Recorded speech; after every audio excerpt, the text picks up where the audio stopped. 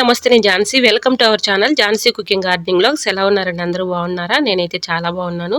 మీరు కూడా చాలా చాలా బాగుండాలని మనస్ఫూర్తిగా కోరుకుంటున్నాను. అన్ని అద్భుతమైన టిప్స్ అండి. ఈరోజు 17 రకాల అద్భుతమైన యూస్ఫుల్ టిప్స్ అయితే షేర్ చేస్తున్నాను. వీడియోని ఎక్కడ కూడా స్కిప్ చేయకుండా చివరి వరకు చూసి వీడియో నచ్చితే చిన్న లైక్ చేయండి ఫ్రెండ్స్. మీరు ఇచ్చే చిన్న లైక్ నాకు సపోర్టింగ్గా ఉంటుంది, మరికొంతమందికి రీచ్ అవుతుంది. కాబట్టి ప్లీజ్ అండి లైక్ చేయడం మాత్రం మర్చిపోకండి ఫ్రెండ్స్.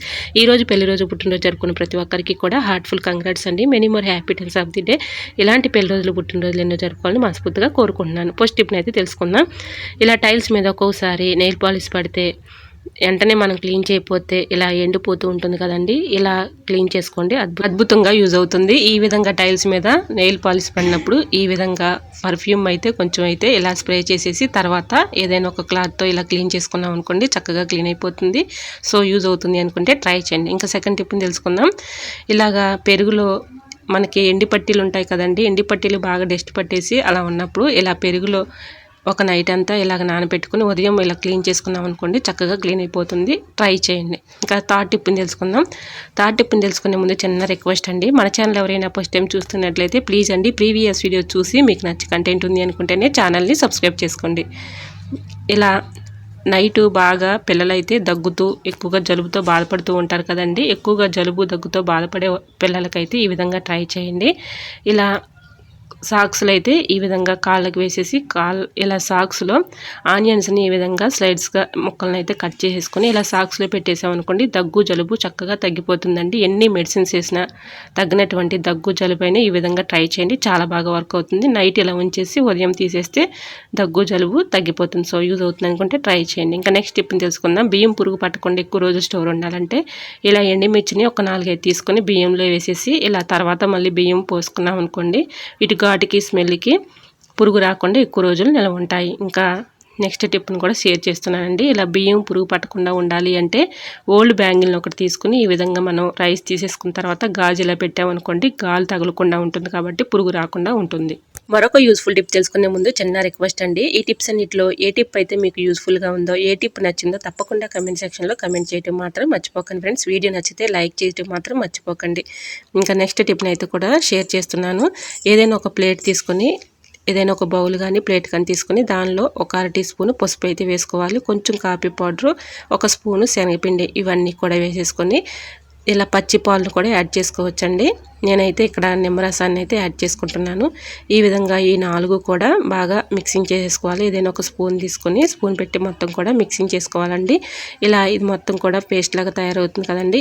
ఇది స్కిన్ పైన కానీ మన ఫేస్ పైన కానీ కొంచెం అప్లై చేసి ఒక 1 అవర్ పాటు ఇలా ఉంచేసి 1 అవర్ తర్వాత క్లీన్ చేస్తే చక్కగా మనకి ఫేస్ వాష్ చేసుకున్నా కూడా మంచిగా ఫేస్ అయితే మెరిసిపోతుందండి. మంచి బ్రైట్నెస్ అయితే వస్తుంది, మంచి గ్లోయింగ్గా కూడా కనిపిస్తుంది. ఈ విధంగా స్కిన్ పైన కూడా మనకి ముడతలు వచ్చేస్తూ ఉంటాయి కదండి. ఇలా చర్మం ముడతలు పడినప్పుడు కూడా ఈ టిప్ చాలా బాగా ఉపయోగపడుతుంది. ఈ విధంగా ఒక 1 అవర్ పాటు ఇలా ఈ మిశ్రమాన్ని వదిలేసి తర్వాత 1 అవర్ తర్వాత ఇలా క్లీన్ చేసుకుంటే మన స్కిన్ అనేది మెరిసిపోతుంది. ఫేస్ పైన మొటిమలు కానీ మచ్చలు కానీ పూర్తిగా రిమూవ్ అయిపోతాయండి. ఒకసారి ట్రై చేయండి, చాలా బాగా వర్క్ అవుతుంది. Tip number 7. పిల్లలు ఇలాగా పుస్తకాల్లో రీడింగ్ చేసేటప్పుడు ఒక్కొక్కసారి స్టడీ చేసుకునేటప్పుడు పేపర్లు పైకి ఎగురుతూ ఉంటాయి కదండి గాలికి. ఇలా గాలికి పేపర్లు ఎగరకుండా ఉండాలి అంటే పెన్ క్యాప్స్ అయితే ఉంటాయి కదండి. పెన్ క్యాప్ని ఈ విధంగా పెట్టేస్తే పిల్లలకి ఎటువంటి ఇబ్బంది అయితే ఉండదు, చక్కగా స్టడీ చేసుకోవడానికి ఇబ్బంది లేకుండా ఉంటుంది. సో యూజ్ అవుతుంది అనుకుంటే ట్రై చేయండి. మనందరికీ ఎంతగానో ఉపయోగపడే అద్భుతమైన టిప్ని అయితే షేర్ చేస్తున్నానండి. మనందరికీ ఎంతగానో చాలా బాగా యూజ్ అవుతుందండి. ఇలా హ్యాండ్ వాష్ సోప్ని అయితే ఒక సోప్ని తీసుకొని ఇలా అగ్గిపుల్లలను అయితే ఇలా అక్కడక్కడ ఇలా గుచ్చేసుకోవాలండి. ఇలా గుచ్చుకున్న అగ్గిపుల్లలను దీనివల్ల యూజ్ ఏంటంటే మనం కబోర్డ్స్లో కానీ సెల్ఫ్లో కానీ ఇలాగా మన సోపును పెట్టేసుకున్నాం అనుకోండి, కబోర్డ్లో ఎక్కువగా మనం బట్టలు పెడుతూ ఉంటాం కదండి. బట్టలు మడత పెట్టుకున్నప్పుడు ఒక్కొక్కసారి బట్టల కింద చిన్న చిన్న పురుగులు, చీమలు, బొద్దింకలు ఇలాంటివి వస్తూ ఉంటాయి కదండి. అలాంటివి రాకుండా ఇలా పురుగులు కానీ చీమలు కానీ బొద్దింకలు కానీ రాకుండా ఉండాలంటే ఇలా ట్రై చేయండి. ఇలా సోపుకి అగ్గి పుల్లలు అయితే ఈ విధంగా పెట్టేసి ఇలా బట్టల దగ్గర పెట్టామనుకోండి, వీటి స్మెల్కి ఘాటుకి అవి రాకుండా ఉంటాయి. ఇలాగ కబోర్డ్లో ఈ సోప్ పెట్టినప్పుడు మంచి స్మెల్ అయితే వస్తూ ఉంటుందండి, బ్యాడ్ స్మెల్ లేకుండా ఉంటుంది. ఇంకా నెక్స్ట్ టిప్ని అయితే షేర్ చేస్తున్నాను. ఇలా మనం దోసపిండి కానీ ఇడ్లీ పిండి కానీ పెట్టుకున్నప్పుడు ఒక్కోసారి పైకి పొంగిపోతుంటుంది. అలా పైకి పొంగిపోకుండా ఉండాలంటే ఒక గ్లాస్ అయితే ఇలా బోర్లించేసుకున్నాం అనుకోండి, పైకి పొంగిపోకుండా ఉంటుంది. ఇంకా నెక్స్ట్ టిప్ని తెలుసుకుందాం. ఇలా ఎల్లుల్లిపాయలను అయితే ఈ విధంగా ఒక ఎల్లిపాయని తీసుకొని ఈ విధంగా తురుముకోవాలి. ఇలా తురుముకున్న ఎల్లుల్లిపాయని ఇలా ఒక 1 టీ స్పూన్ పసుపు అయితే తీసుకొని 2 బాగా మిక్సింగ్ చేసుకోవాలండి. ఇలా మిక్సింగ్ చేసుకున్న ఈ మిశ్రమాన్ని మనకి ఎక్కువగా పులిపిర్లు ఉంటాయి కదండి, పులిపిర్ల దగ్గర ఇలాగ నైట్ పడుకునే ముందు పులిపిర్ల దగ్గర పెట్టేసామనుకోండి, ఇలా రోజు చేస్తూ ఉంటే క్రమేణా మనకి పులిపిర్లు అయితే పూర్తిగా రిమూవ్ అయిపోతాయండి. సో యూజ్ అవుతుంది అనుకుంటే తప్పకుండా ట్రై చేయండి. టిప్ నెంబర్ 9, లగేజ్ బ్యాగ్స్ కానీ ఇలా హ్యాండ్ బ్యాగ్స్ కానీ ఏ బ్యాగ్స్ అయినా కూడా ఒక్కొక్కసారి జిప్పుల దగ్గర స్టక్ అయిపోయి జిప్పు అటు ఇటు కదలకుండా ఉంటుంది కదండి, చాలా ఇబ్బంది పెట్టేస్తూ ఉంటుంది. అలా ఉన్నప్పుడు ఈ టిప్ని అయితే ఫాలో అయిపోండి, 100% వర్క్ అవుతుంది. ఈ విధంగా జిప్పు స్టక్ అయిపోయినప్పుడు ఇలా కొంచెం మనం యూజ్ చేసుకునే వ్యాజ్లైన్ ఉంటుంది కదండి, వ్యాజ్లైన్ కొంచెం ఇలా అప్లై చేసేసి ఒక 5 మినిట్స్ మాత్రం అలా ఉంచేసి 5 మినిట్స్ తర్వాత ఇలాగ మనం జిప్పుని కదుపుతూ ఉన్నాం అనుకోండి, చక్కగా ఫ్రీగా అయితే తిరుగుతుంది. ఇలా అటు ఇటు లాగటానికి కూడా ఎటువంటి ఇబ్బంది లేకుండా ఉంటుంది. సో యూజ్ అవుతుంది అనుకుంటే తప్పకుండా ట్రై చేయండి. ఇంకా నెక్స్ట్ టిప్ని తెలుసుకునే ముందు చిన్న రిక్వెస్ట్ అండి, ఈ టిప్స్ అన్నిట్లో ఏ టిప్ అయితే యూస్ఫుల్గా ఉందో, ఏ టిప్ అయితే మీకు బాగా నచ్చిందో తప్పకుండా కమెంట్ సెక్షన్లో కమెంట్ చేయడం మాత్రం మర్చిపోకండి ఫ్రెండ్స్. ఫెయిర్ అండ్ లవ్లీ అయితే మనం అందరం కూడా యూజ్ చేస్తూ ఉంటాం కదండి. ఫెయిర్ అండ్ లవ్లీని కొంచెం తీసుకొని ఈ విధంగా ఫెయిర్ అండ్ లవ్లీ అయితే వేసుకున్నాం కదండి, కొంచెం ఒక 1 టీ స్పూను పసుపు అయితే తీసుకుని ఈ 2 బాగా మిక్సింగ్ చేసేసి మన ఫేస్కి ఇలా అప్లై చేసేసిన తర్వాత ఒక 5 మినిట్స్ తర్వాత ఇలా ఫేస్ వాష్ చేసుకున్నాం అనుకోండి, ఫేస్ మంచి గ్లోయింగ్ అయితే వస్తుందండి. ఎక్కువగా మనం బ్యూటీ పార్లర్కి వెళ్ళే పని లేకుండా ఈ విధంగా మనం బయటికి వెళ్ళాలి అనుకున్నప్పుడు ఫేస్ని ఈ విధంగా చక్కగా మనం ఈ మిశ్రమాన్ని అయితే అప్లై చేసి ఒక 1 అవర్ పాటు ఇలా ఉంచేసుకుని 1 అవర్ తర్వాత క్లీన్ చేసుకుంటే మన ఫేస్ అనేది మంచి గ్లోయింగ్గా మంచి బ్రైట్నెస్ అయితే కనిపిస్తుందండి. ఈ విధంగా ట్రై చేయండి, చాలా బాగా వర్క్ అవుతుంది. సో యూజ్ అవుతుంది అనుకుంటే తప్పకుండా ట్రై చేయండి.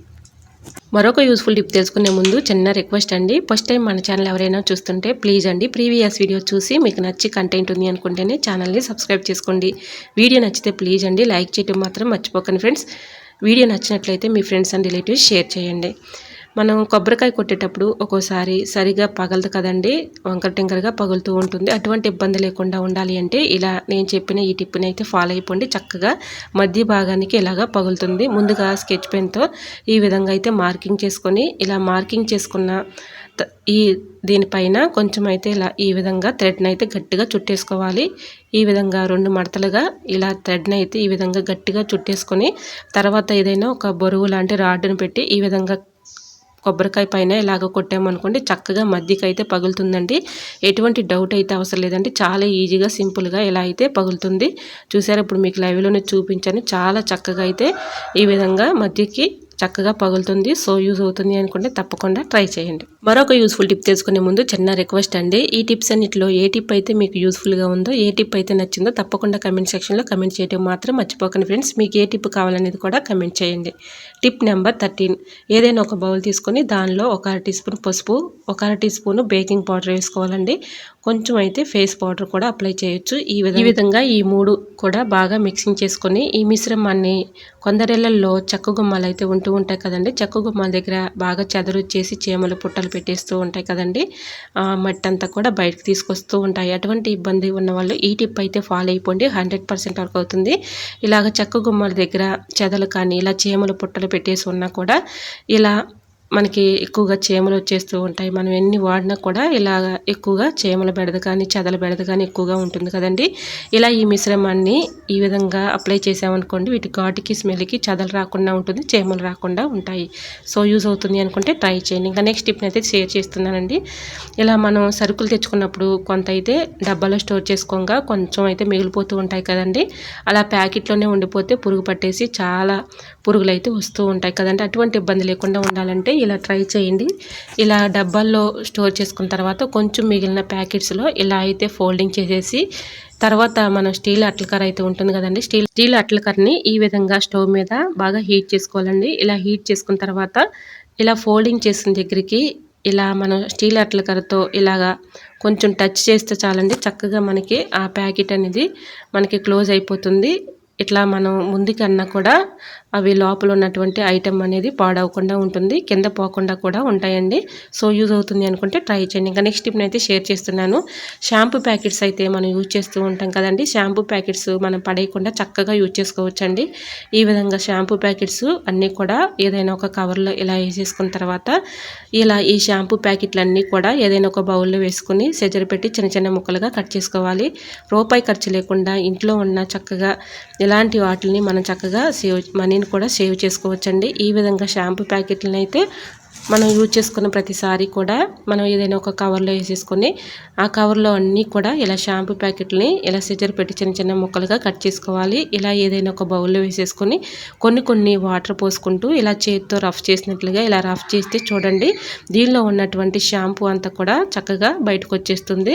ఇలా రఫ్ చేస్తూ ఉన్నాం అనుకోండి చేతితో మనం లోపల ఉన్నటువంటి షాంపూ ఎంతో కొంత ఉంటుంది కాబట్టి ఈ విధంగా చక్కగా షాంపూ వాటర్ అయితే ఈ విధంగా వస్తాయి కదండి. దీన్ని ఏదైనా ఒక బౌల్లోకి స్ట్రైన్ చేసేసుకొని ఇలా ఈ స్ట్రైన్ చేసుకున్న వాటర్ని ఏదైనా ఒక స్ప్రే బాటిల్లో పోసుకొని మన ఇంట్లో ఉన్న ప్రతి ఒక్క వస్తువుని కూడా చక్కగా నీట్గా మనం ఇలా క్లీన్ చేసుకోవడానికి చాలా బాగా ఉపయోగపడుతుందండి. రూపాయి ఖర్చు లేకుండా మన ఇంట్లో ఉన్న వాటితోనే చక్కగా మన ఇల్లంతా కూడా క్లీన్ చేసుకోవచ్చండి. ఈ విధంగా ట్రై చేయండి, చాలా బాగా వర్క్ అవుతుంది. ఇలా ఏదైనా ఒక స్ప్రే బాటిల్లో పోసేసుకొని ఈ వాటర్ని ఫ్రిడ్జ్ పైన కానీ చైర్ పైన కానీ అలానే గ్యాస్ స్టవ్ కానీ ఫ్లోర్ మీద కానీ కొంచెంగా స్ప్రే చేసి ఏదైనా ఒక కాటన్ క్లాత్తో ఇలాగా క్లీన్ చేస్తూ ఉన్నాం అనుకోండి దీనిపై ఉన్నటువంటి మనం ఫ్రిడ్జ్ కానీ చైర్స్ కానీ ఇలా ప్రతి ఒక్క వస్తువును కూడా క్లీన్ చేస్తూ ఉంటాం కదండి. మనకి తెలియని డస్ట్ కానీ క్రిములు కానీ దానిపైన ఉంటూ ఉంటాయి.